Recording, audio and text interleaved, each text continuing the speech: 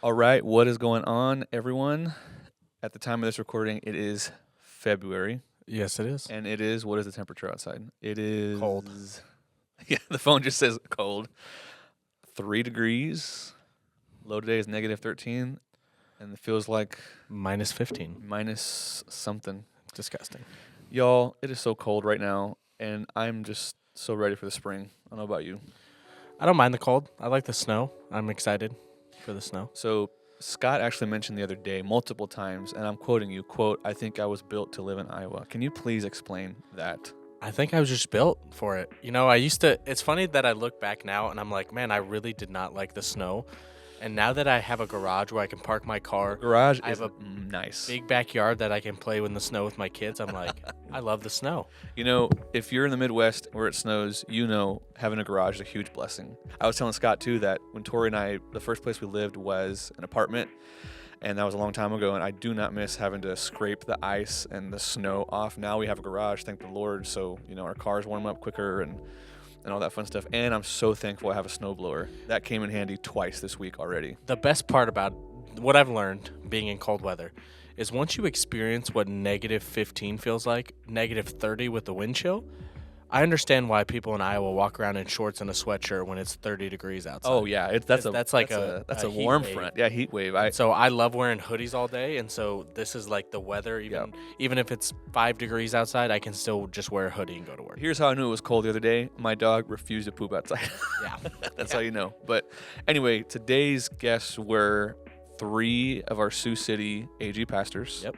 Including our very own Pastor Johnny. Yep. Pastor Josh Potter. And Pastor Dan over at Crosspoint Dan Church. Bettinger. Dan Bettinger. 3 great people. And I was here helping Yep. edit that episode, and it was a inspiring and a joy to listen to. It was amazing. The amount of wisdom in those 3, like, there is a lot of good nuggets. I was like going through editing this one, and I'm like trying to choose a little bit for a reel or whatever, or a short. I'm like, what do I choose? They've done ministry for a long time. Collectively, that's a lot of years of ministry. I would say if you're interested in ministry, if you want to know more about ministry and you want to know kind of how a pastor's brain works, I think this would be a great episode. That's a great way to introduce this. Absolutely. So if you want to do ministry, or if you're ever, they also talk about like what a pastor goes through. Mm-hmm. The general population and most people in the congregation of churches don't really know what pastors go through outside of Sunday. Yep. And they cover a lot of that, and it's a really good one. So I'm excited for this one. So hope you guys enjoy it. Enjoy.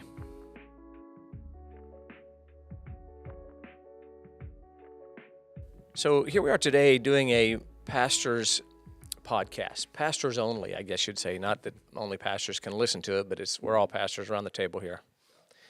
And these 2 guys here sitting at the table are Josh Potter and Dan Bettinger. Josh, I'll let them tell where they pastor at in just a moment, but you guys are good friends of mine, and we labor here in the city together, and we're not only just pastors together, but we're also friends. Yeah. Mm-hmm. And so thanks for taking time out of your schedule to come today and just be a part of this podcast. So we'll start with you. Tell us where you're at, how long you've been serving, how long you've been in the ministry. Yeah.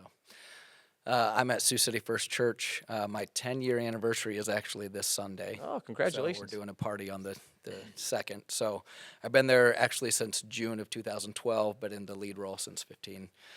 And I've been in ministry since probably 2005. So actually, you've been in the 20 ministry years. since you were born. Well, yeah. Because your parents my dad's a pastor. That's right. Yeah, he just semi-retired his church, so he's done full-time. Now he's just doing pastoral care a few times a week.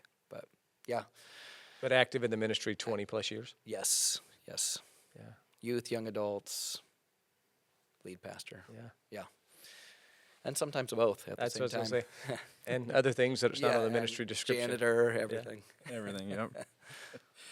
Okay, Dan? Yeah, I've been at Crosspoint for 10 years, 5 years as the lead pastor, but I've been in ministry since 2012 and started bivocationally, and then I came to Sioux City in 2014 to work at Crosspoint. So and then you became lead pastor when? 2019. 2019, yeah.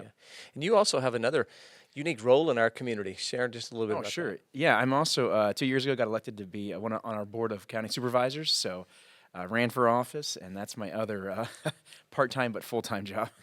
Did you ever, even in your wildest dreams, well, first of all, ever have a desire to be involved in politics or ever think that you might be involved? Yeah. Well, I always wanted to serve. I didn't do military like my father and my grandparents. And I always wanted to serve in some type of civil service. And the opportunity came up to do this. And I love history, love our country. And this opportunity came up to serve locally. And I thought, man, this is the time to step in, just because we need godly leaders in our in our government offices. And so, but I never thought it would be this soon in a new community. I'd only been here for about 8 years, and I thought, I don't have any long-term roots here. I thought maybe another 10 years, keep building relationships, and get involved first.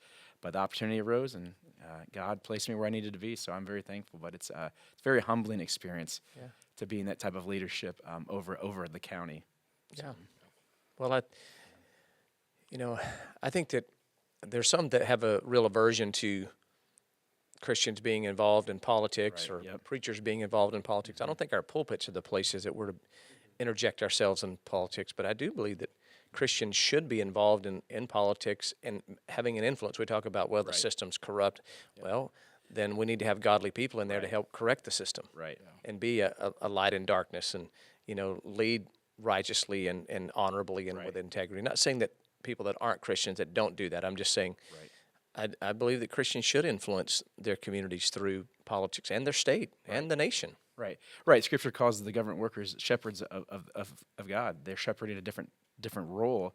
And I tell people, how can the shepherds in the government know the word of God if the people of God don't take the spirit of God into the government and go in there and serve? And so it's been very humbling, but also very rewarding. I would just say there's a lot of people in our state government, county governments around Iowa that are just hungry for God.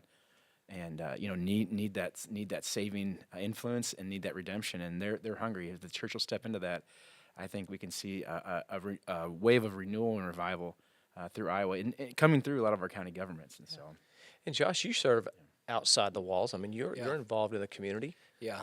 So I am also a hospice chaplain. Been doing that for a little over 2 years now. So that puts me in a lot of interesting places, whether it be nursing homes, people's homes I'm getting invited into, just providing pastoral care for end-of-life experiences. So a lot of that's family members, just ministering to family. A lot of it's ministering to patients and things like that. So it's given me a really good opportunity to get outside the four walls of the church and meet people where they're at, really vulnerable times in their life, and I love it. It's one of my favorite parts of ministry.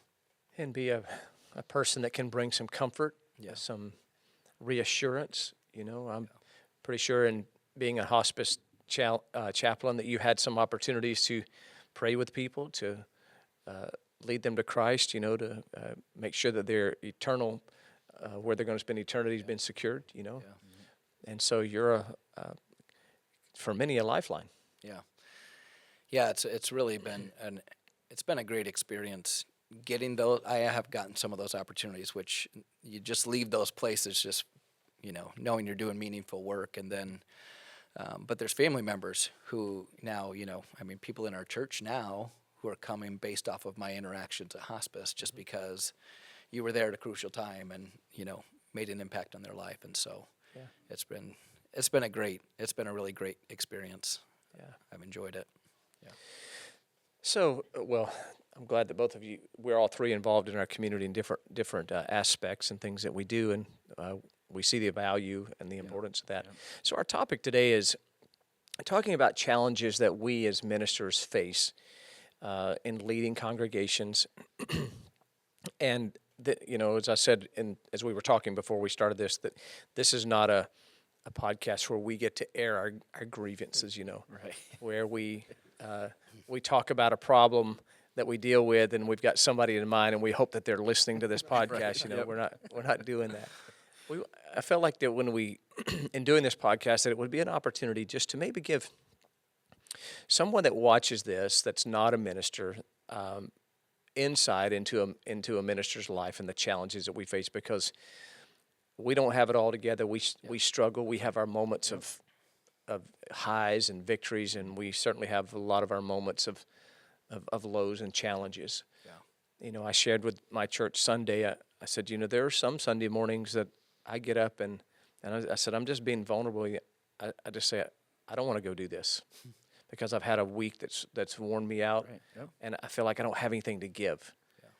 But we do it anyway. We pray. We like, okay, God, you've got to help me, and God does help us, right? I mean, He does. We've all had that.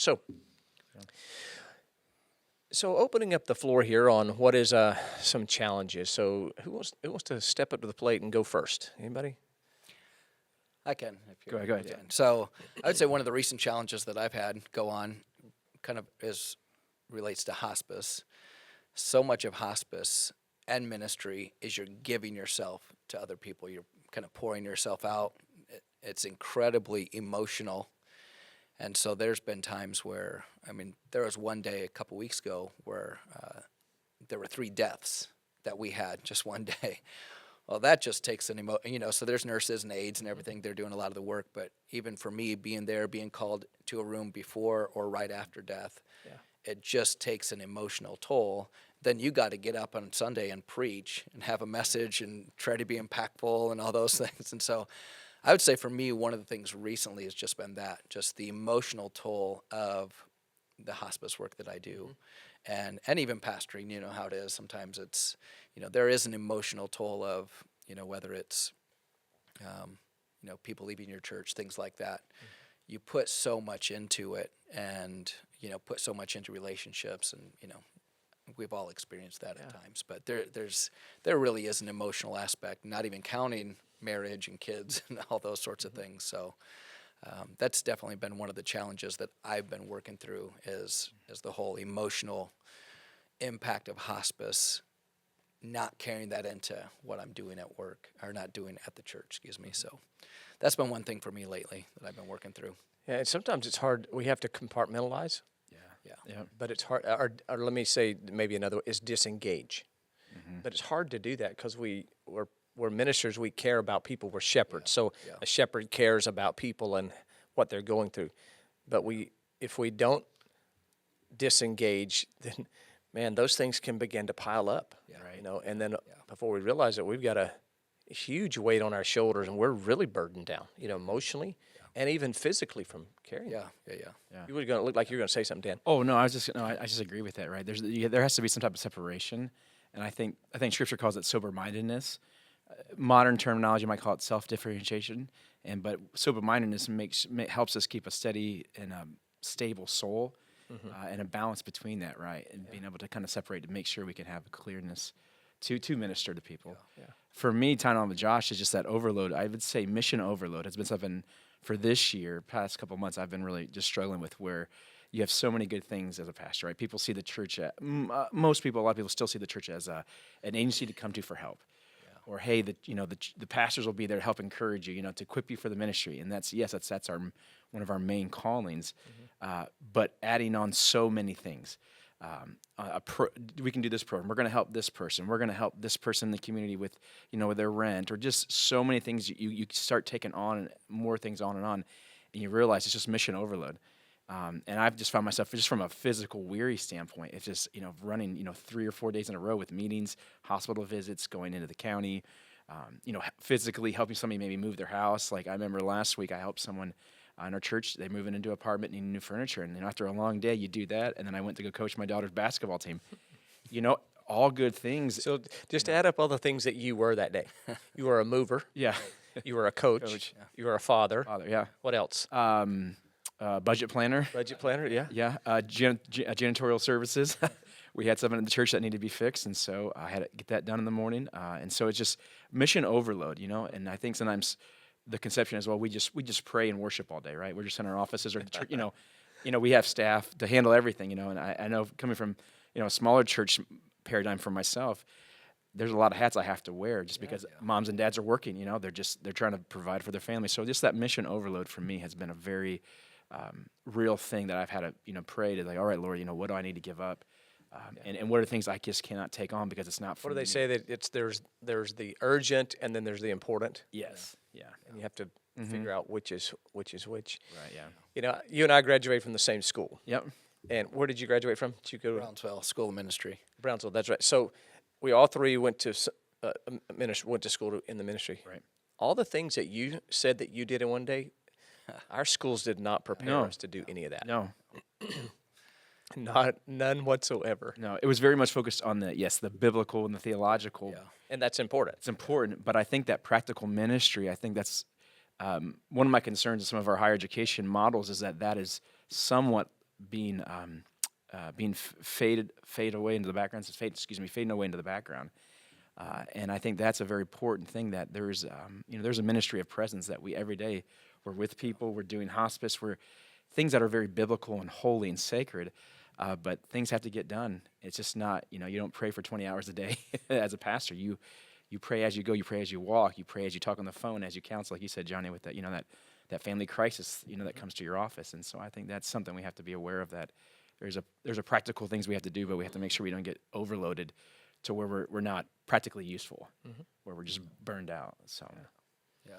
I think a challenge for me, and I know that all the two of you face this, but with the ebbs and flows of our calendar, we all have a to-do list. We all have a task that things we know we've got to get done throughout the week. But the one looming thing that's over all of us at this table is that sermon that's got to be written for the following Sunday, and. Those things don't come easy. They can come easy. You can go to your phone or your computer and say, Chat GTP, write me a sermon, and it'll do it. right, yep. I mean, there's been moments where I'm like, I don't have an idea. And I've said it and went to that and got an idea, or just got my spurred my thinking. Yeah. But, I mean, we put a lot of hours into a sermon prep for Sunday to deliver a 30-minute sermon. I put, and it'd be interesting to hear what you guys do, but a minimum of 8 hours, and writing, reading. That's not all specifically writing. That's reading, researching, writing, editing, All together, re-editing. Those things, and just in the sermon prep, and that has to be done, every week. I remember when I was in Bible college at Southeastern, and I was doing homiletics 1 and 2, and I remember my professor saying to us, and this would have been in the 80s, so a whole different dynamic then in church world than there is today. Back then you had Sunday morning, Sunday night, Wednesday night, and usually the pastor, he preached all three of those and had a different sermon for each one. And I remember our professor saying, you should spend between 8 and 10 hours on every sermon. So I started adding that up. What else am I gonna be doing? And then when I got out in the practical world, that is absolutely impossible. Right, yep. And thank the Lord, I didn't dive into being a senior pastor, but I was a youth pastor. But sermon preparation is a big part of what we do. Right. Yeah. Go ahead. Yeah, it's one of those things. I think that's changed over time too. Obviously the internet changes things for us, and research is a lot easier than it probably used to be. Oh yeah, you remember you used to have massive volumes of books, Commentaries. Now you got you got these Bible programs that's just got, Logos is amazing. yes, it's got thousands of resources on there for you. Yeah, so you have resources. I think what's one of the most helpful things is kind of having a series and just knowing We're serial here's where preachers. here's where I'm gonna be the next 6 weeks. Really alleviates. Like, I find the hardest weeks for me are typically one-off weeks where I'm not in a series. Easter, which seems like an easy one, but you're always not reinventing, but it's like you're telling the same story. How do you tell this in a different way that's going to be engaging? I've always had that thought of, there's only so many sermons you can preach on Easter. So many different ways you can preach the resurrection. Or Christmas. Yep. Right. Christmas and Easter are just those. They feel like the hardest messages because I have repeated some on those. On those. It's like you're giving the book report on the same book every year. every time. Yep. Yeah. So I would say for me, that's one of the things that I preach in series that helps me, alleviates me. There's lots of information out there online, obviously, lots of templates for messages, things like that. So there are times where you'll use those templates, or I know I have anyway, and it's like gives you an idea or gets you started a little bit with where you want to go, and then you go from there. But and I don't think there's anything wrong with that. Yeah. No. As long as you or anyone, you take that and you say, okay, there's a thought, and you as the first church I worked at when I was right out of Bible college, my pastor used to say, there's nothing wrong with using somebody else's material as long as you run it through your mill first. Yeah. Right. Yeah. Yeah, make it your own. Make it, a lot of it's just sometimes it's getting that idea. I'm not typically a super creative person, so trying to get that in, you're trying to work in some sort of story. It's like there's so many things. But then I know Dana and I have had conversations. It's like, what sermons have become now, like you have to be a comedian for part of it. Yes. You got to be super empathetic for part of it. You have to do this. And I'm just like, I just can't see Paul ever being like, man, I got to start off the first, with an introduction into my message. It's more of, he's just going to tell it like it is, what they need to hear, So it's like preaching has evolved so much, even since, the last 20 years of ministry for us. It's like, you got to be all these different things because that people in your church are probably watching maybe 3 or 4 other pastors who preach 10 times better than we'll And ever comparing be you able to preach. Yeah. Well, my pastor's not as funny as he is, and they don't go as deep as I'd like You him could to always go. well, pay me more and I can be as funny as him. Get some more jokes. Yep. Yeah. I'd say one thing for me, Ty and Johnny, what you're saying is, so Dr. Bill Hackett at Southeastern, I remember my freshman year in one of our pastoral classes, I remember him saying, he said to us young guys, he says, the danger is you're going to go out, and he goes, you're going to spend all this time preparing. And he goes, you're going to make it all about you and your preparation, all kind of me focus. I've got to get up and be the best orator. I've got to get up and have the best jokes or the illustrations. And he goes, I want to challenge you young guys. He goes, I want you to preach for 20 minutes and get out of the way and let the Holy Spirit do the work. And I remember sitting there thinking, oh, that's good, but give me the insights of how to be the best, craft the best message and the best 3-point sermon, all these things. And I remember for 4 years he just pounded that into us. He said if you look at Scripture, there wasn't a lot of very long messages. If you look at it from a historical standpoint, as they were retelling. Other than Paul, when he preached so long that a kid fell went to asleep. sleep and fell out of a window. Right. Yeah.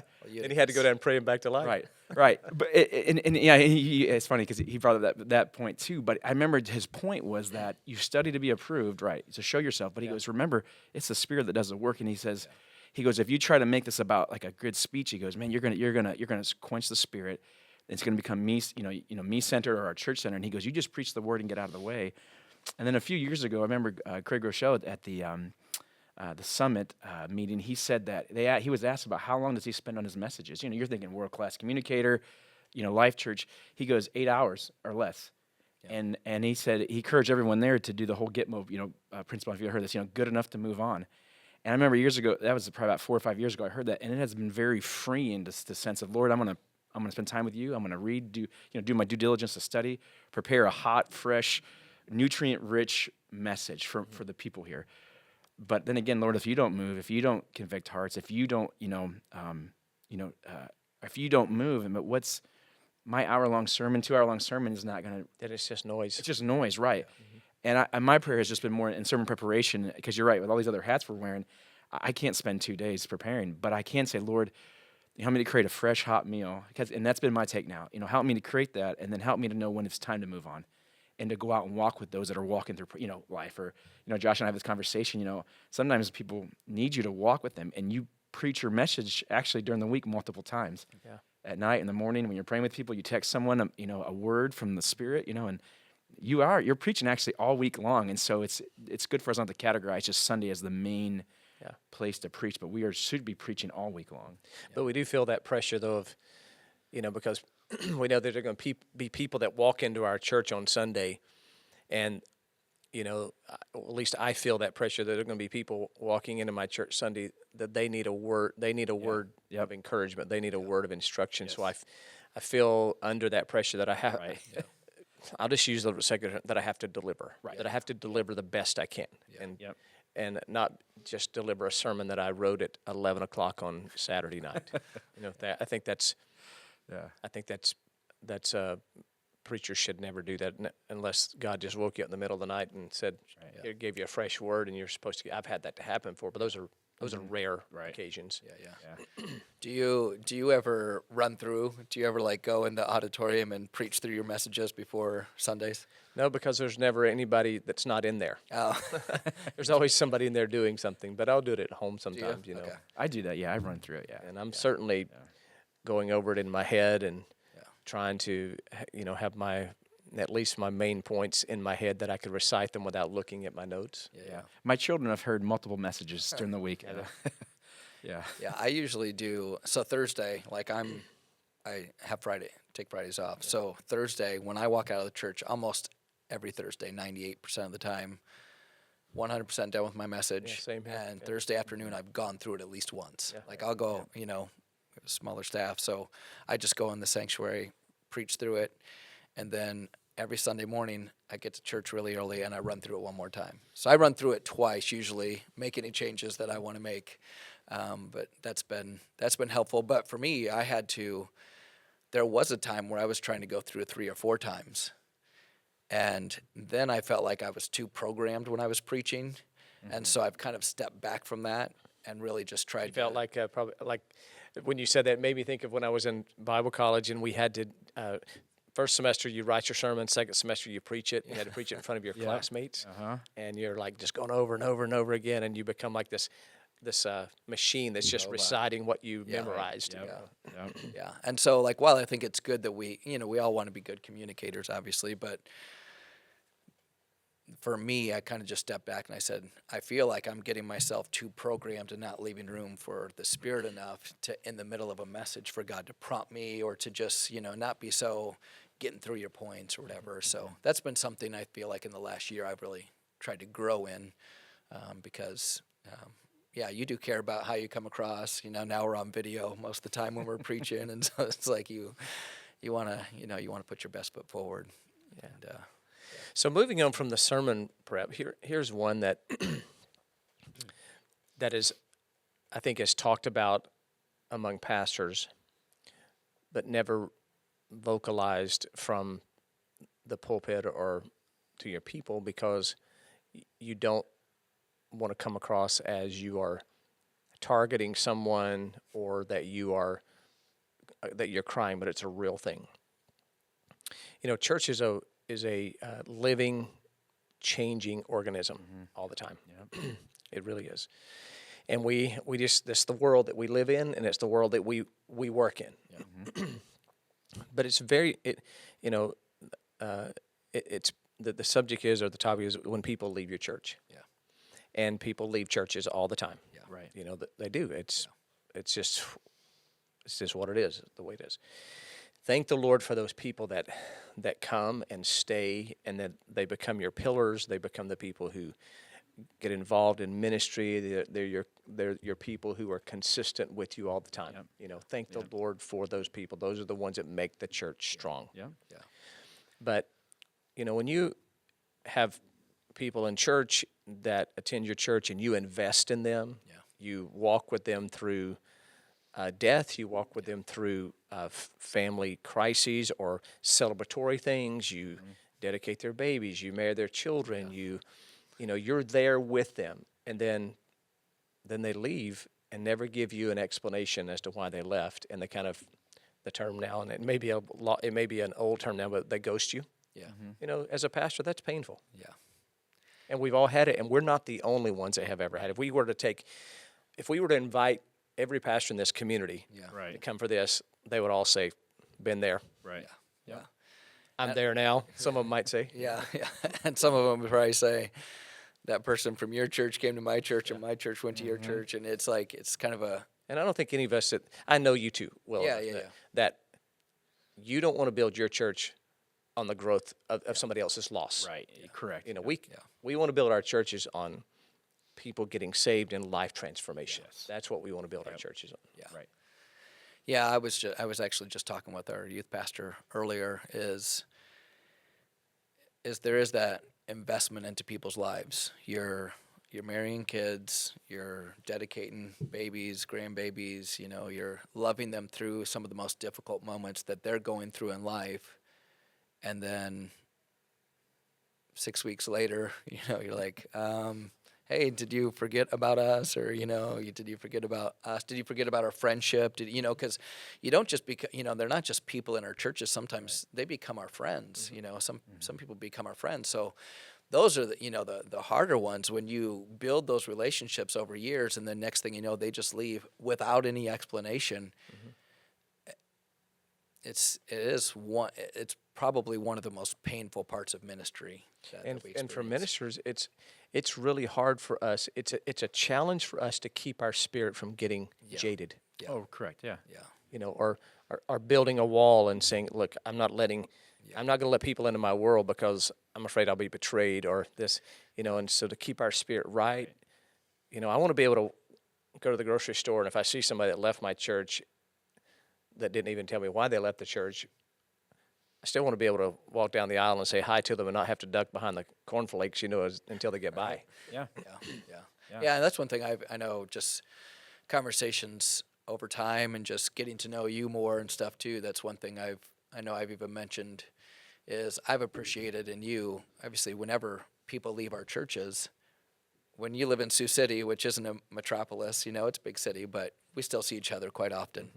That's one thing I've kind of just admired about you is, although it hurts, like you have an ability to forgive people. Although it hurts and this still that's kind stings of from you to time to say. time. Thank you. Like I've just known interactions we've had, and knowing some people, it's like seeing you walk through that with integrity of being able to forgive people.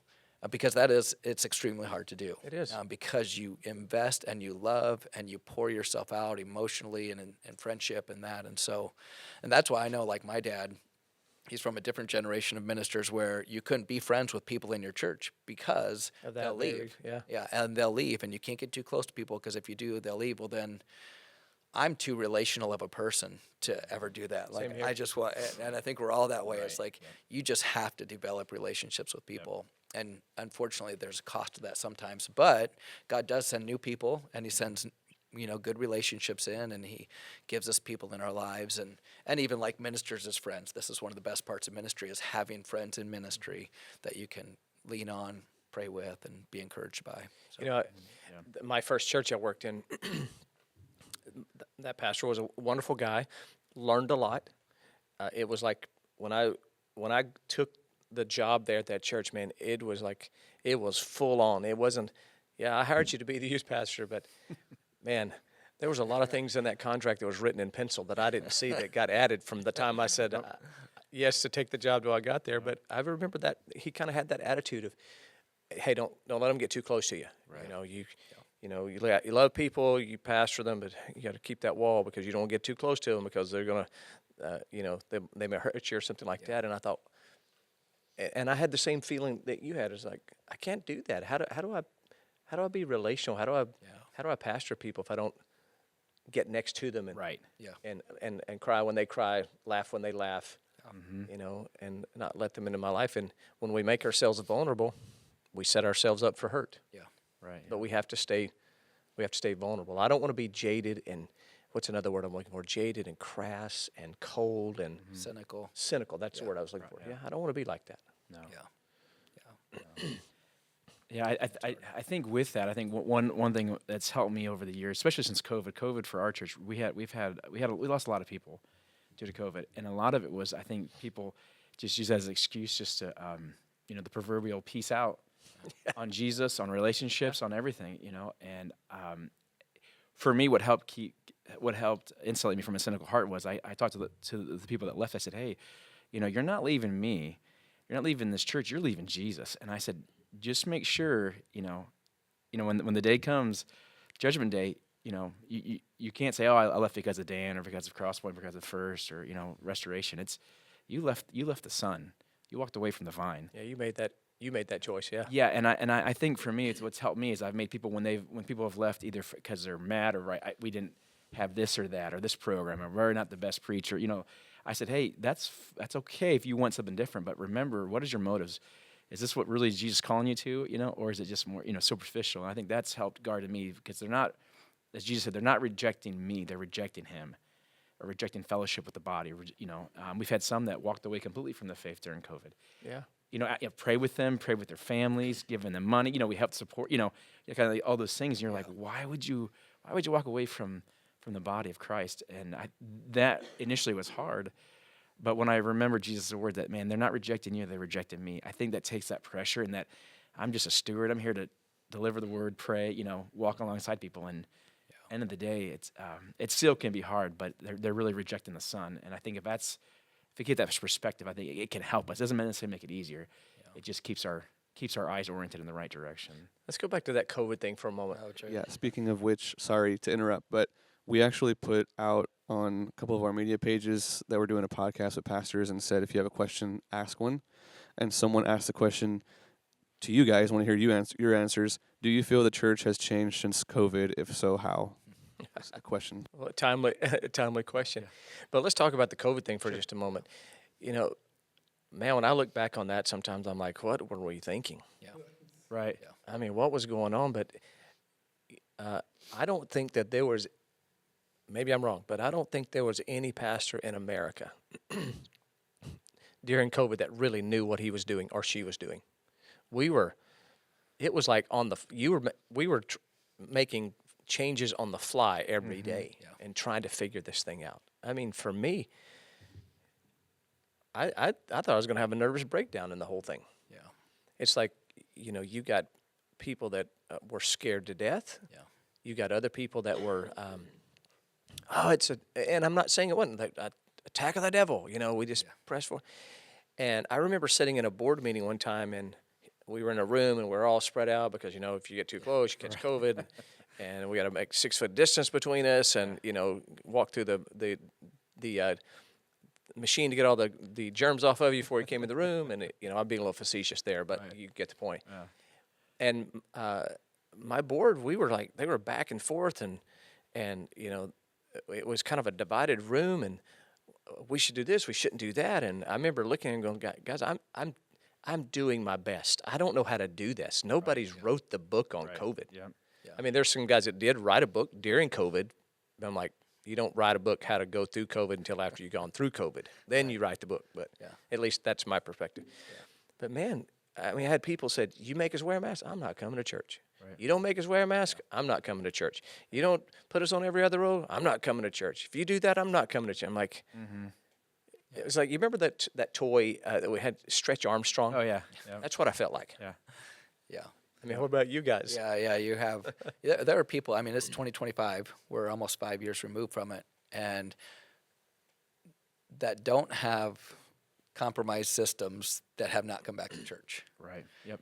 And but they still use COVID as the reason why they're. And not I wasn't. I'm not slamming those that said, you know, I want to wear a mask, and I'm not saying. I'm just saying that was the reality of what we were facing. Yeah. Yeah, I mean, when we first, I'll never forget the very first day I went to Casey's to get a donut after COVID had kind of broken out. I didn't want to touch anything, and I thought if I was going to touch something, I was literally going to die. Like, that's what was kind of planted into our minds. And then you start going through church, and then, you know, we had chairs at the time, and so, you know, we were able to, you know, we kind of put chairs 6 feet apart from each other in sections of, you know, 3, 4, 5, 6, and just spread them throughout our whole church. There were no aisles or anything. You're just kind of going through. You know, you do these things. We had masks somebody available. coughed, everybody jumped. Yeah. You know, somebody sneezed, everybody ducked. Yeah. So it's like you're just kind of putting all these things in place. You have masks in the entryway, so if people want them, but you're not required to wear And them. sanitizing stations everywhere, you know. Yeah, all those We things. should have bought stock and hand sanitizer back then. That would be a wise investment. Or toilet paper. Yeah. So, yeah, it was just one of those hard, and not only that, but then people had expectations on you too, and how you led. Unreal expectations. Unreal expectations, and that was another part where it's like you always felt like you were irritating somebody Or never doing enough. or never doing enough for people, and so yeah, it was a real hard time, and not only that, but then people were just depressed, and you know they're at home all day and they want to get out and they want to go do things and they're Angry not able to go do and them. scared, and it was all of. So back to the question was, how has the church changed since COVID?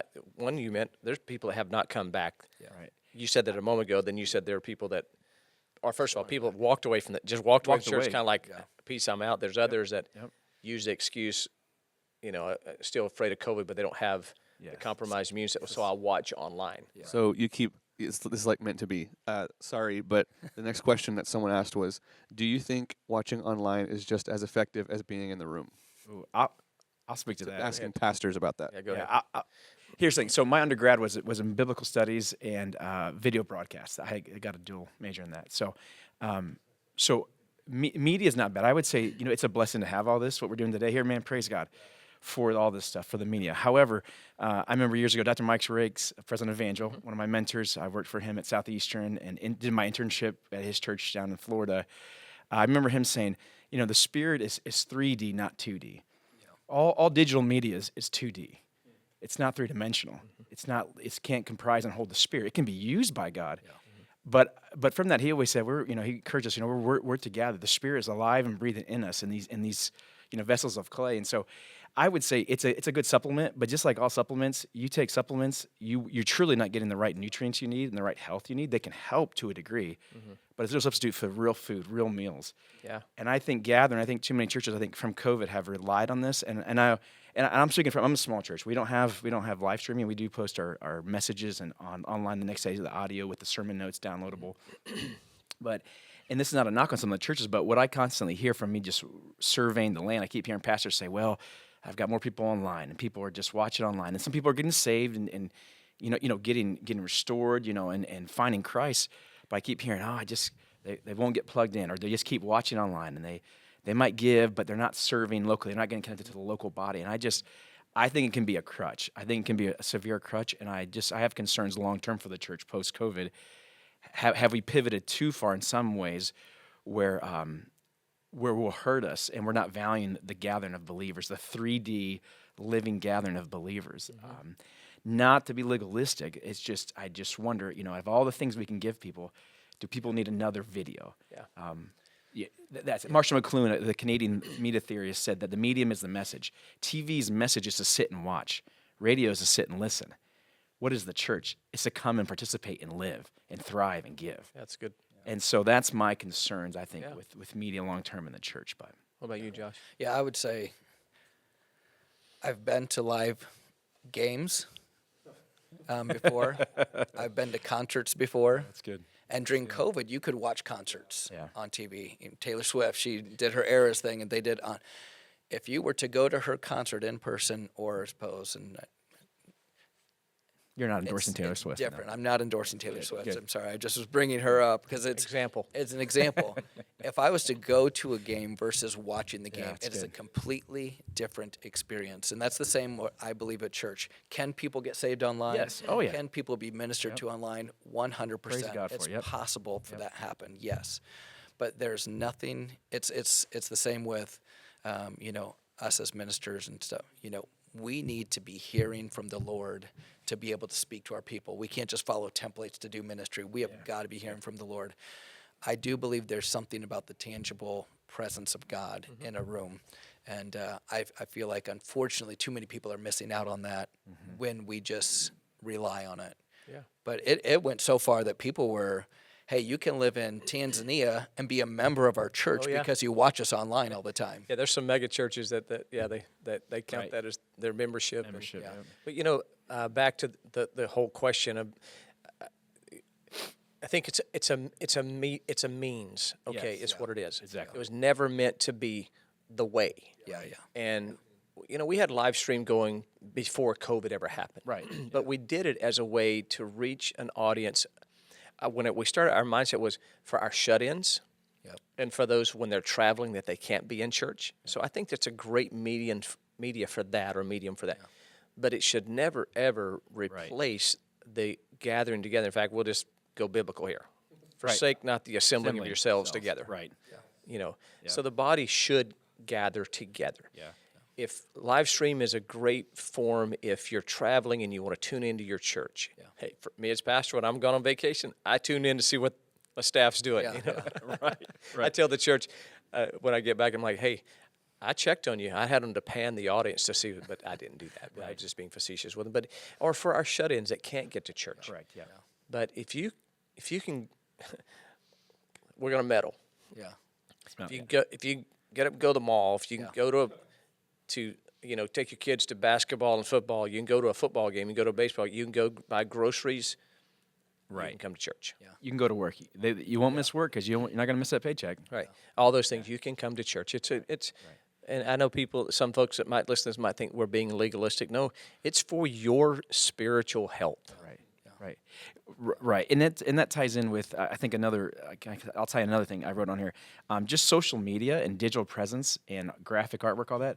I think sometimes that can be a real a challenge that ministers face in light of this era with online broadcasting, and media stuff. It's trying to keep up with the Joneses and trying to think, oh, am I behind? I keep hearing from some of our church, you could say influencers or church theorists that the future is online, and I'm like, no, the future is not online. We're not going to go to heaven and sit and watch a YouTube rebroadcast of Jesus' best top 10 messages. No, we're going to be with the living body, physical King. And I think that's something as a church we have to, I think, come out of COVID, go into this question, we have to safeguard is that, like you said, Johnny, it is a great tool, it's a means, but man, we have been given the gift of bodily fellowship together. And I think, once again, if we look at, if Christ is coming to restore all things back to the garden, what were we in the beginning? We walked with the Lord. Right? Jesus didn't send a scroll down to the garden and say, "Hey, Adam and Eve, just read the scroll and have a good time." And no, he came in bodily presence. Or have a big, digital screen that he talked to them on. And I'm not against digital screens. Right? Exactly. I would like a digital screen. Yeah. Hologram Jesus is beaming himself in so we can see him rather than. Yeah. It's the incarnation. Yes, that's what it goes to deal It's to. the living, breathing you can touch and. That was, I think, one of the biggest problems overall with the messaging of COVID was social distancing as opposed to physical distancing. Yeah, we good. needed a That's physical distance, but we needed interaction. And so many people, We're whether created suicide, and social depression, beings. Right. yeah, we're created for relationship. And so I think that was one of the challenges with it as well. And what people are missing out when they don't come. Right. Having someone put their hand on your shoulder or give you a hug or smile at you in person. There's power in touch. Is way different. And That's even from a hospice perspective. They're always gentle physical touch for people who haven't had family visit them for a week or two, even as a chaplain, just to put your hand on their arm. Hey, I'm here. God's here with there's something just powerful about the physical presence in person. Yeah. Well, I just read a study. I won't, not to go sideways on this, but I just read a study that said 72% of husbands reported that when they are physically around their wives, their anxiety and stress goes around, just physically around them, that goes down. And they were talking about, in the modern era, you're so busy with work, other things, you don't have time to just be in the room together, sit down for a cup of coffee together.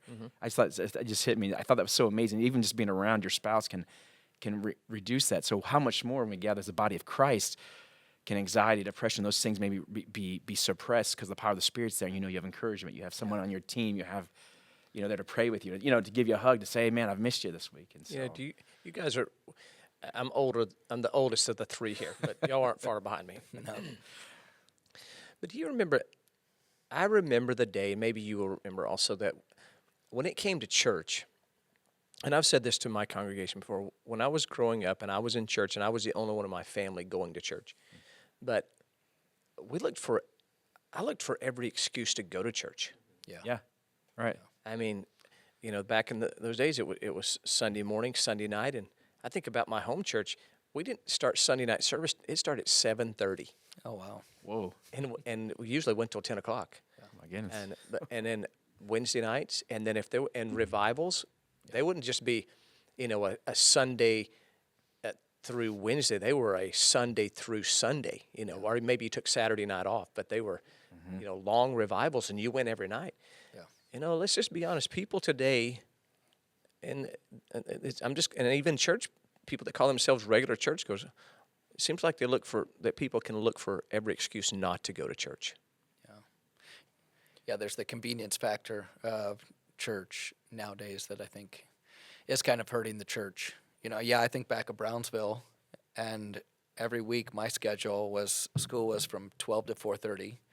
Because the night before, Tuesday nights were intercessory prayer from 7 to 9:30. And the revival started on Wednesday. Revival started on from Wednesday to Saturday, 7 o'clock service to 11:30 p.m. Yeah. And then church on Sunday morning was 10 to 1. Yeah. And now, if you're not And out Monday of the church, you're off, right? And Monday we're off. Yeah, so then it's now if church is longer than an hour and 15 minutes, Oh, I know. you would think, Meanwhile, people Jesus, we want you to move, Yeah. but you've got an hour and 15 got- minutes to do yes, it. You know, yes. Right. Yep. because I got to get home and watch a 3-hour football game that I'm going to watch. Or Well, if the basketball, Cowboys are whatever. playing, we don't. Well, yeah, nobody watches them anymore. Can we just digress a little bit? So you were in Brownsville School Revival. I went to Brownsville 3 different times. Did you ever go? Yes. Yep. A Okay. couple times. Yep. So we all know it had an impact on all of our lives. Yes. Yep. The thing that blew me away was the first time I came around that building, and there were people lined up outside as Right. far as you could see, and they stood out there for 12 hours or more Yep. to get into that building. Yeah. You know, I mean, that was amazing. You're in Florida Yeah. in July, Yes. getting in line at 7:00 in the morning for a service that starts 12 hours later. Yep. You have coolers, then they started bringing some tents in and Yeah. things that you could put over you. But the hunger for God in those times was incredible to see. I mean, just to literally, the watch. world came to their doorstep. Right. Yeah. You think about that. Yeah, Yeah. that was crazy. I think this is an interesting point, Johnny, because I do agree. I grew up in the area, right? My family served at our church. My dad was our deacon at our AJ church, and Josh. I mean, we talked about this. Like we're always there growing up, but I think sometimes having all those services, or Sunday nights, Wednesday nights, what I saw from being just a deacon's kid and just being in the background, I saw a lot of people came out of just sometimes religion and tradition. I think And that can happen. Yeah, no right, doubt. right. And I think now, I do agree. I think some people find every excuse not to come or to gather on Sunday, especially And Sunday when I say that, I mornings. didn't mean that everyone finds it. No, I don't. I didn't take it to that. Right, a lot of people. No, I agree. I think one thing I've seen though, maybe a healthy change is, and something we preach at Crosspoint and try to work with our people is that, that instead of always gathering, maybe here at the church, we're like, there's such a lostness now in our society and our communities. I've really been trying to trust with people. You've got to go out. You've got to go out, take this. You are the church. Go out, and we don't have to have a meeting or gathering. Like for us, we don't have Wednesday nights. It's just hard to get people there. Right? I think some of it is people don't want to gather. Some people are busy. But I've really tried to instead of looking at it as a negative, I was like, okay, how can we go out into our communities? And I think for some pastors, I think if they could, see that maybe as a blessing, send your people out, as long as they are not forsaking the assembly and gathering. Yeah, I was mainly speaking of just the Sunday, Wednesday gathering okay. thing, the Yeah. normal times that we would come to church. I agree with that. I think COVID has exacerbated that, and I think also exposed that. So I may get some stones thrown at me on this one. My wife told me the other day, she said, you tell me this every time we drive by this place. But in my opinion, the largest church in Sioux City is the sports arena right over here by the mall. Yeah. You drive by that place on Sunday morning, and that parking lot, drive by that, we get out of here on Sunday after third service, it's 1 o'clock, you drive, that parking lot is Oh, yeah. jam-packed. Yep. I'm not against sports. I played them. Right. My kids were in do. them. Right. Yeah. But, like, what are we maybe sacrificing our kids' spiritual life on? Right. It's a value. I think it's a value thing. And we've talked, Josh and I, we've had a lot of And conversations. I'm not downing those parents. I'm not throwing No. stones. I'm just saying, evaluate these Right. things, I remember, so I grew up wrestling. One of the greatest lessons that my dad taught me, my dad went to college for wrestling on wrestling scholarships. I wrestled. I wasn't that good. I just loved wrestling. So I did not get I scholarships. did it for a couple of years. Yeah. So I remember this was he started me in the Pee Wee leagues at YMCA Pee Wee leagues wrestling. Anyhow, I remember missing my first matches in first and second grade because we would not go to the matches until after church was over. And I got so mad because it put me in the lower bracket, in the consolation brackets. I'd have to wrestle up through. But I remember it taught me that, man, gathering together, praying, singing, going to children's church, learning about BGMC lessons, the missionaries, man, that was priority. Mm-hmm. Man, the gospel, the Jesus, praying. And so I think that's why I say it's a value thing. I think there is a devaluation of the Sunday gathering experience in the Wednesday night. And it's a challenge that we face as pastors. Yes. Yeah. Right, because I think it does. When you look at it from, is this even valued? Do these people even care? And then is what I'm doing valid? Mm-hmm. Is what my church, is it valid? Is this whole thing, kind of the proverbial, is this whole thing even worth it? I think that, I don't know if it goes through your guys' head, but sometimes I think, people don't show up, or you plan an event, or you encourage, we're going to get together with other churches, and do something, and you get one person shows up. You're like, well, kind of, what is the point of this? I know the kingdom goes on. I know the king is coming back. I know it's all good. But it does, that value-based, is this worth it? Do these people even see the value of this? That is concerning to me. And I do think now we've seen that at my church. That's where I say that people have just pieced out. They've left. They've walked away. And I'm like, was there no value? Was there no... sacredness and holiness in this, you know. Yeah, I think it creates spiritual. It's a cultural problem that I see that's created a spiritual problem for people. It's hard as a parent, I think, for a lot of people to make that determination. I want my kid to be in sports. I want him to be at church. They schedule it during church, so I'll watch it later. Now that we have everything online, they can just on-demand church. Yeah. But the cultural implications that I think are even bigger are the family, what it's doing to family, because you're running all week, and you used to have the weekends to kind of dial back a little bit.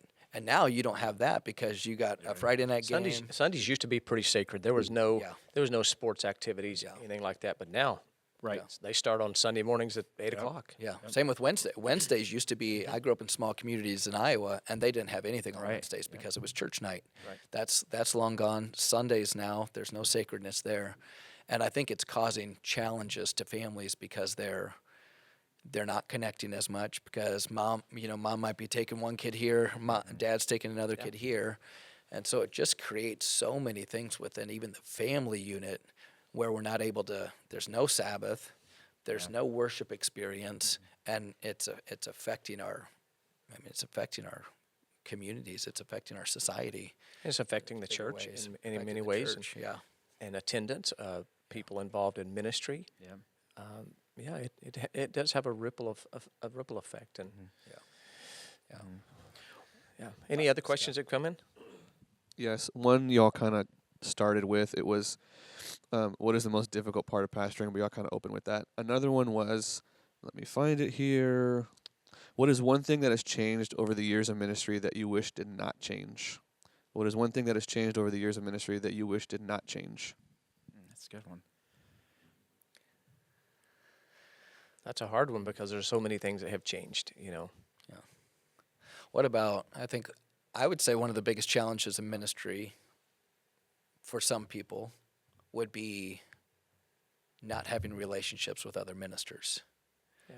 Not having friends in ministry. I think that's one thing that we can benefit from. I know you've organized lots of pastors' lunches, and we enjoy, going out to eat together. Those things are always great. But I know a lot of pastors. We know a lot of pastors who it's easy to get on an island because some people just don't understand everything about being a minister, and so it's easy to isolate ourselves.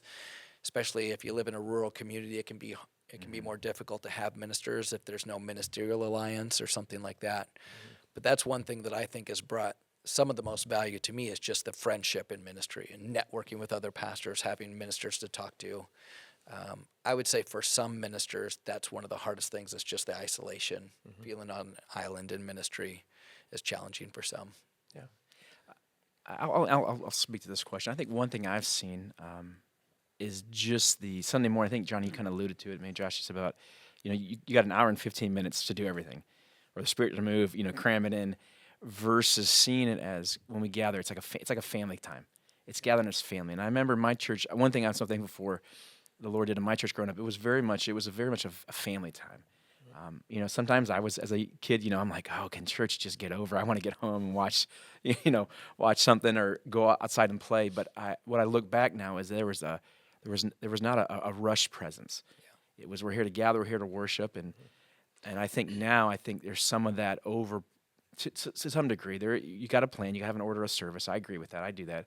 But we can over-program Sunday mornings, and we lose some of that familiarity and just family time together. Like, it's a family gathering. Like, I never remember going to family gatherings and thinking, oh, man, I got to get out of here. I mean, there's a few uncles I was like, yeah, they're weird. I want to get out of here. But most of the time when you go to family gatherings, you want to be there. You want to soak up family time. And I just hope as we go forward in the church that we don't lose that. Yeah. I think one of the things that I would say that's changed in the church that I wish that it hadn't, and this is not a bad, how do I word this, is multiple services. Mm-hmm.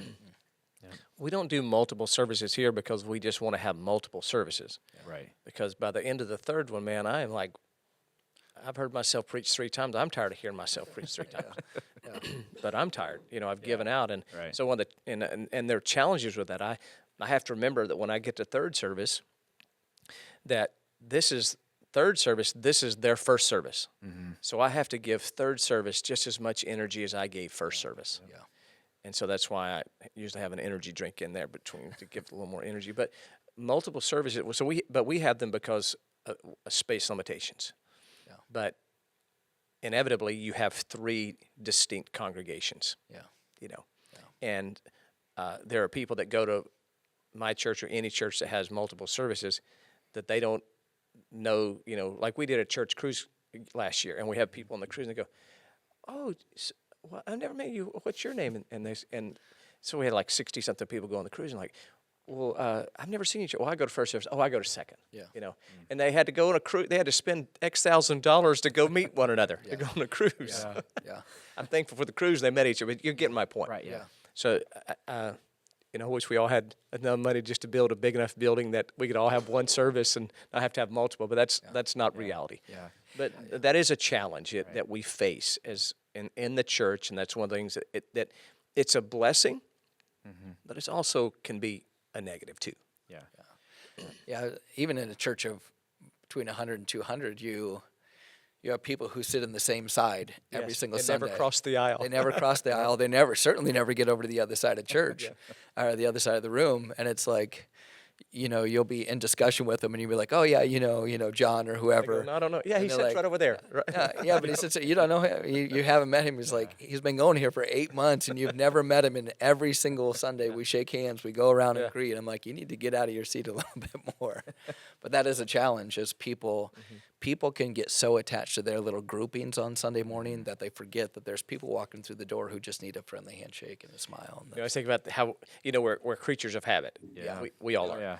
And when I was youth pastoring, I would do this from time to time. And it was always such a funny experiment. Sometimes I would just take all the chairs up in the youth room in our youth facility, and the kids come in, and it's just a big open room. And it was so funny to watch. They would go to the aisle that they normally would, where their chair would be, and they would go to the spot and they would stand there. It's the funniest thing. Yeah. But we are creatures of habit, and we just tend to come and go to our spot and not cross the aisle and go over and, sit on the other side of the church, and meet somebody. Yeah.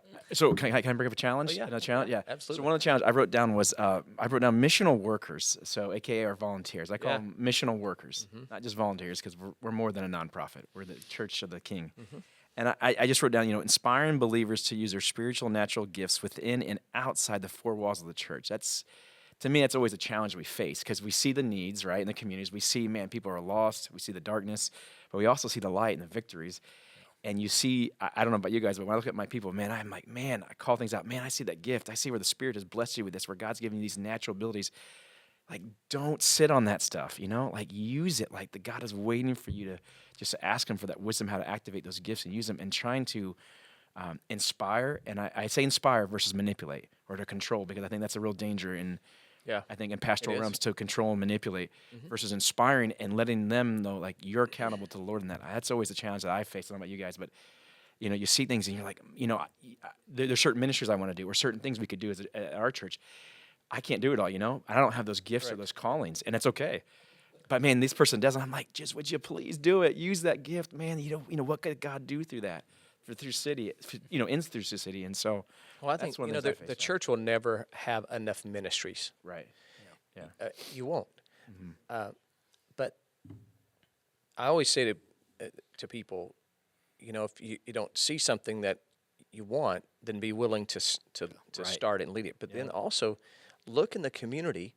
There's plenty of places that you can volunteer and be involved in the community that we don't necessarily have to start another ministry. Right. Let's name a few. You could be a volunteer at the Gospel Mission. Yep. You could volunteer at the soup kitchen. You could volunteer at the warming shelter. You could volunteer for the Boys and Girls Club home. You could volunteer at the food bank.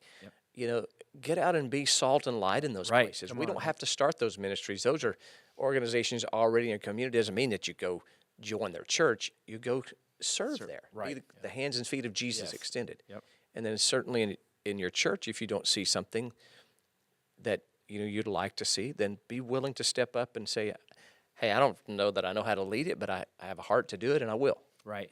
Yeah. It's like one thing I told people, we're trying to get nursery workers, I'm like, and I love how Alton Garrison always would say, nursery workers are those kids' first pastors, and I'm trying to inspire people, and I'm like, I'm like, some of you have a great gifts with children, but you don't want to serve. And I'm like, come on, these are opportunities, to build the church, to strengthen the church. And it's just always, that's just a challenge. It seems like it's always a never-ending challenge to find, volunteers, workers to help, Well, this is when I found how important the nursery was.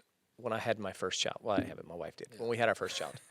And I had no problem at the church I worked at handing my child off into the nursery. But I remember the first time we went to another church to visit on vacation. Yeah. And Angie said, well, we're going to put Tori in the nursery. I'm like, I don't think so. It wasn't they. It's like I don't know these people, Right, And so we help. But to have a nursery that's well staffed and pleasing and people welcoming, so a parent can come. Maybe that young mom is, man, I just need an hour break from my child, and you can hand that child off to capable, loving, a safe place where that young mom could go worship, or that family could go worship. Right, yep. The nursery is super important. Oh, yeah. Yep. I think that's that's one of the challenges is your nursery has to look good, be modern. It's got to be all these things. It's got to have workers actually in there when people come to the nursery. Or not sigh when you drop off a kid. Like, oh, him again. Yeah. But it speaks to kind of another challenge, which is people want the church to be all things to everything that I want. And it can't be. And it's, well, I want to have, and we have to go to a church that has the perfect nursery, the greatest kids ministry, I want everybody there to be my exact age, everybody to look good, everybody to have, the great social, just kind of social Have you ever heard this status statement before? Hey, we're just checking you out today to see what you got to offer. Yeah. Oh, yeah. Yeah. Oh, yeah. What are we? Are we a car? Yeah. Right. Yeah. Now, I know you need to find a place where you fit. Yes. Okay. Correct. Yeah. But no church is going to have everything that you want. And really, that is not the way we should shop for a church. We should find a church that we could get into and that it could be a blessing to us. Yeah. But we could be a blessing to it. Yeah. Also. Yeah. One of the I think that the greatest expressions of the church is 80-year-old people who are connecting with 20-year-old people in different ways because of whether it's, hey, I have grandkids your age, or I have some wisdom I can share. Hey, we've walked through the same thing you're walking through right now. That I think that's one of the kind of the intergenerational mentalities of the I don't church. want a one-dimensional or one-generational church. I want a multi-generational church. I think, and I not only want a multi-generational, I want a multi-racial church. Heaven's not going to be filled with just all white people. Yeah. Okay. There's going to be some surprised people when they get to heaven. And our churches should reflect heaven, what heaven's going to look like. Yeah. And we should be open to all generations. We should be open to all races. We should be open to all nationalities. Let's be what a representation of what heaven's going to look like. Right. Yeah. Another challenge on a practical level is just worship.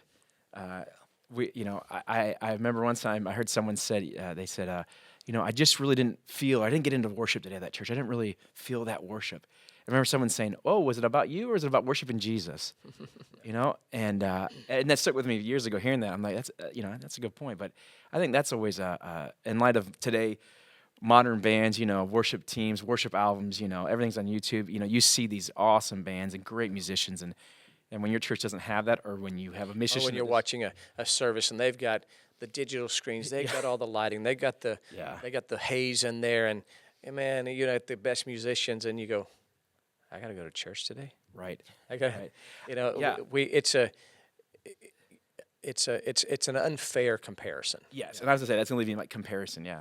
I remember my sophomore year of college, Dr. Mark Rutland at Southeastern. Think about this. You're in Bible college, right? You have the best bands, student bands. It's just whatever the modern music. They're just playing it. They hired a new worship director for the chapel services. Our second semester, sophomore year, they did hymns for the entire semester. Think about this: going full band. It's like going from elevation to like just hymns and choirs. The whole spring semester, they had a piano player, and we sang hymns. And I remember that was what Dr. Rutland Dr. Rutland's called, and I remember parents called, superintendents called. I mean, just livid.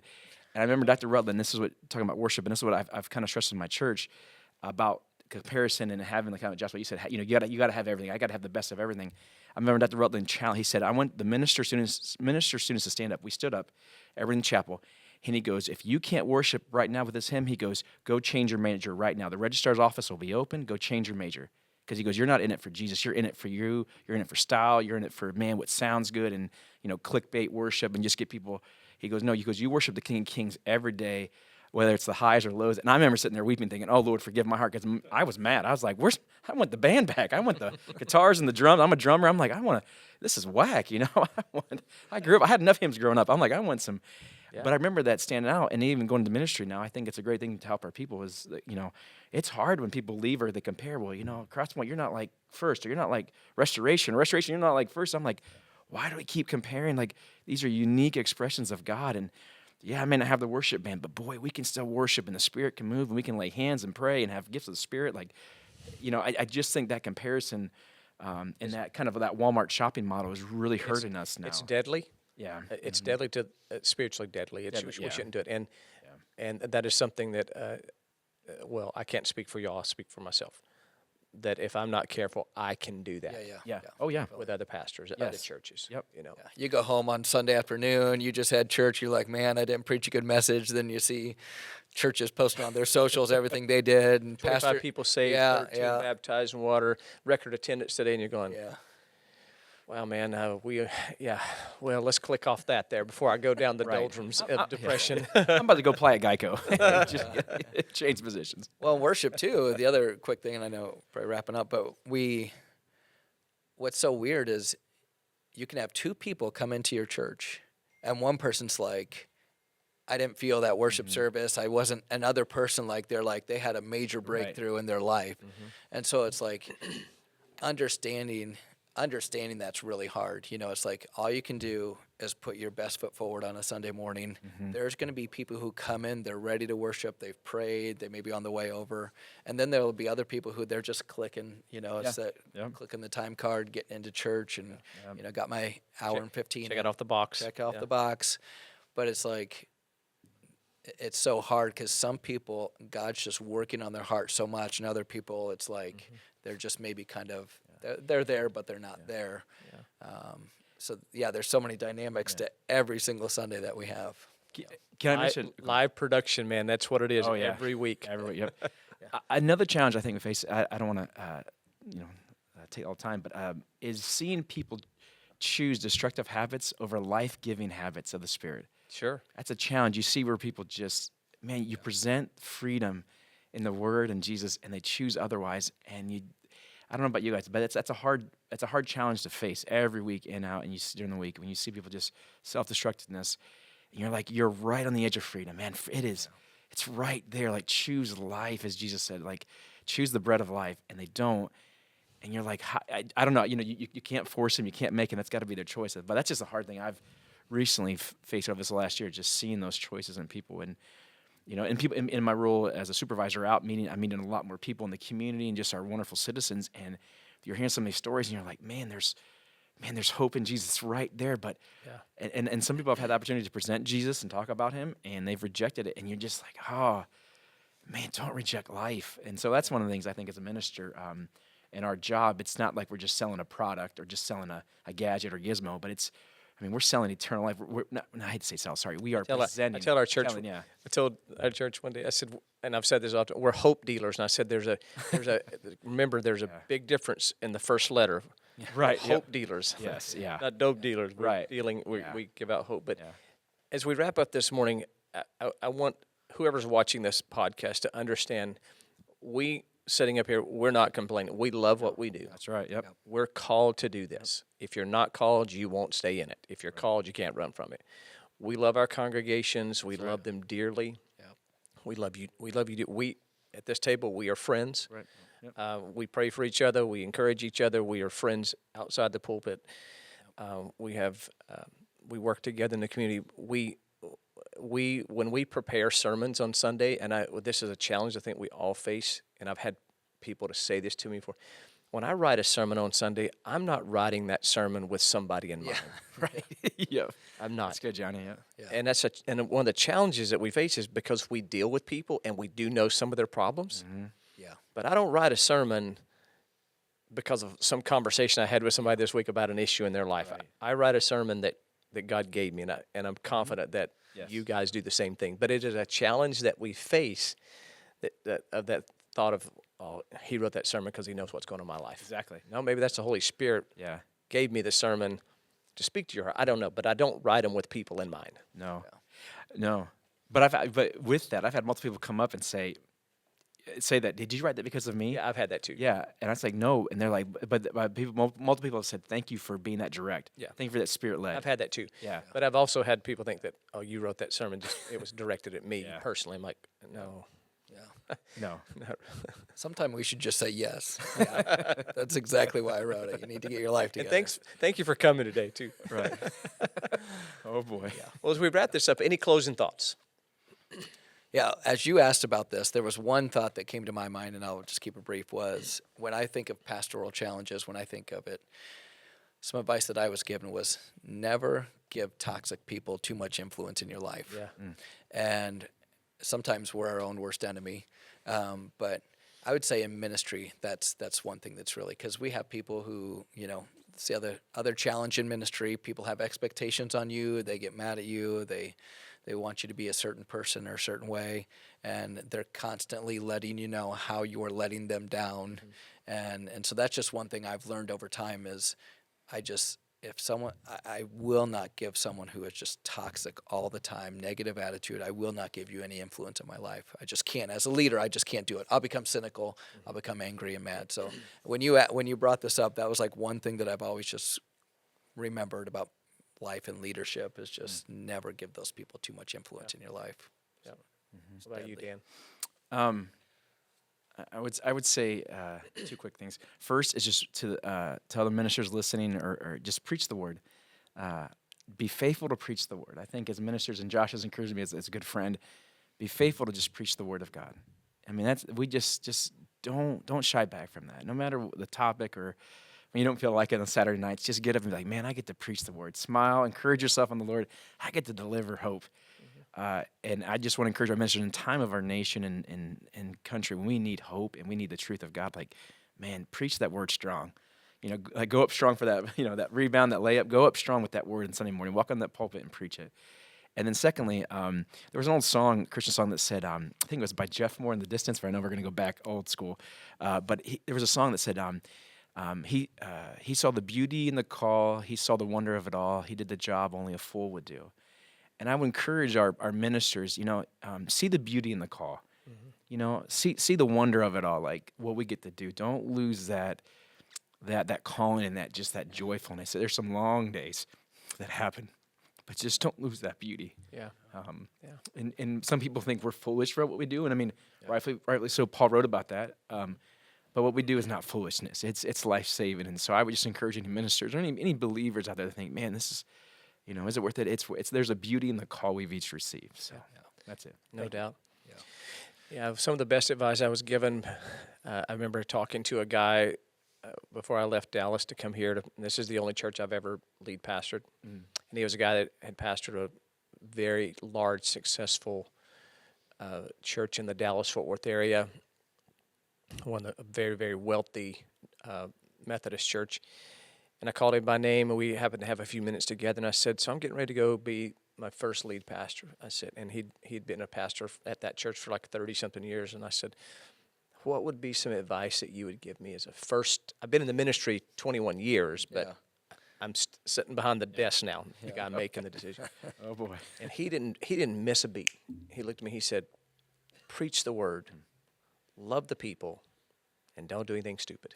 That's good. That was the three things he said to me. That's a good word, yeah. And I've tried to remember that, and I've made my dumb mistakes. But I think if I've done something well here at Restoration Church, I think I can hold my head high and say that I have been faithful to preach the word, and I've been faithful to love the people, and I have made my mistakes. And when I've made them, I've asked for forgiveness, and I've tried to correct those mistakes and not repeat them. Yeah.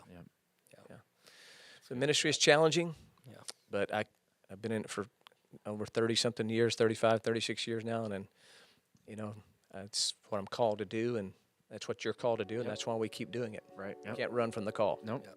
Well, guys, thank you for taking time out of your schedule to come and do this podcast with me. I appreciate you guys so much as dear friends and colleagues in ministry, and thank you for what you do in our city, and thank you for what you do in our state, too, as in our fellowship. No, thank you for the invite, Johnny. Yeah, you're welcome. Very honored. Enjoyed it. Thank you. Thanks for having us. Yep. Yeah, well, thank you for joining us today. God bless you. Hope you enjoyed this podcast, and we'll see you on the next one. Bye-bye. Thanks for watching and listening. If you enjoyed this episode, please share it with someone. If you haven't yet, please subscribe to our YouTube channel, or if you're listening on Spotify or Apple Podcast, add this show to your library. We'd also appreciate a rating and review. Thanks.